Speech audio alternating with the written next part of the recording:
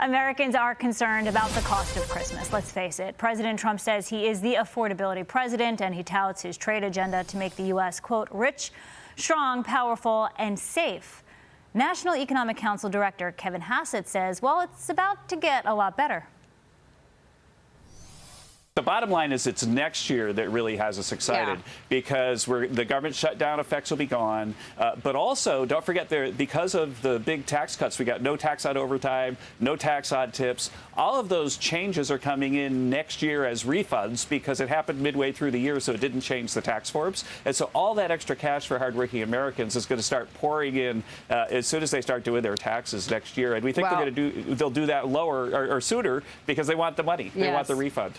Bring in Tennessee Congressman John Rose here to respond to that. You know, Congressman, every time I see Kevin Hassett speak, he smiles. I feel like I need to smile, even if it's bad news. But the good news is inflation is coming down. Gas prices are about to break $3 a gallon nationwide. It does not feel like it. So I ask you, how can Congress and the White House make life feel more affordable?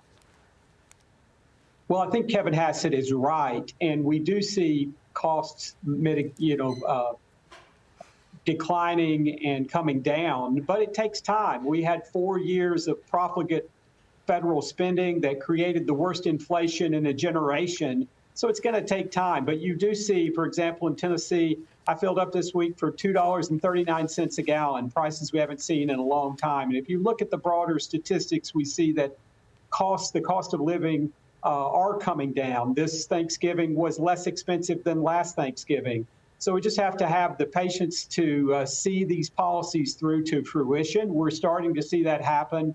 When we get to January 1st and we see many of the One Big Beautiful Law tax cuts start to come into play in a more real way for Americans, I think they're going to start to see the real hit in their pocketbook. And we see wages up in a dramatic way for the first time in a generation and since the last time when Trump was in office. So I think the answers are on the way. That might be too far away because there's a big special election tomorrow in your home state of Tennessee. The Democrat, Afton Bain, has made affordability the cornerstone of her campaign, which has attracted millions in high-profile donations. So President Trump, he's holding a tele-rally tonight for her opponent, the Republican in the race, Matt Van Epps. Should this race be so close in a deep red Trump plus 22 district?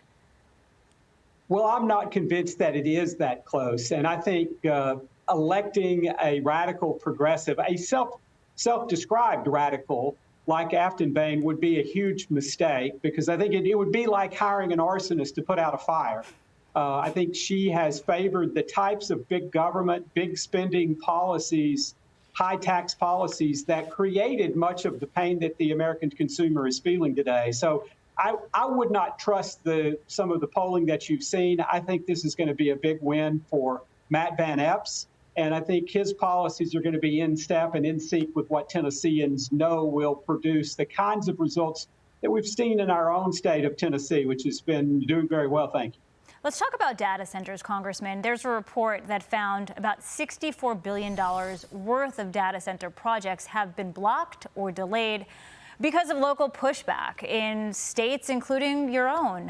What have you been hearing from your constituents? Do they want data centers in their own backyard? Well, I think there are concerns about the power use that these data centers bring. And in many cases, they don't bring jobs to local communities. They just bring a burden on local resources, and particularly energy resources. And so I think those are the kinds of concerns that we need to address.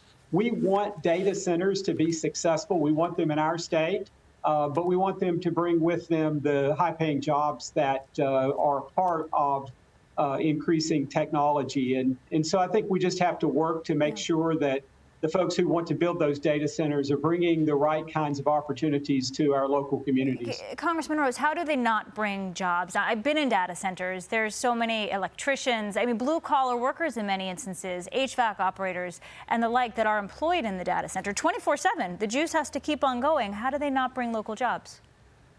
That's right. I think it's when you look at the relative power use versus the number of jobs. And in many cases, sometimes the data centers do not bring the high-tech jobs with them. Many of the blue collar jobs that you described do come with those data centers. But, states like Tennessee, we want to make sure that we're also getting the high tech jobs, the programming, the data center management jobs that come with those. My own company, we train IT professionals, what I did before I went to Congress at least, and we want those kinds of jobs to come to our state along with the data centers. And talk to me about what you just introduced, the Housing Supply Expansion Act of 2025 to lower housing costs and increase supply. How are you going to do this, and how does this work nationally? It's probably a lot easier in Tennessee. Sure. So, the housing supply across the country is a problem, and the affordability of housing. What this legislation does is it removes a legacy requirement that mobile homes, or modular homes, if you will, manufactured homes, have a permanent steel chassis. That's an antiquated requirement. This is a classic example of government regulation that doesn't keep up with innovation. And so by removing that requirement for a permanent steel chassis, we'll see a lot of innovation in manufactured housing that will allow homes to be mass-produced, lower cost, bring a lot of interesting innovation to the housing market that I think will make home ownership more affordable for many Tennesseans and many Americans as well. I mean, that's the whole point, removing the red tape. Congressman Rose, thank you very much, and good luck in that special election tomorrow. Thank you. Thanks for having me on.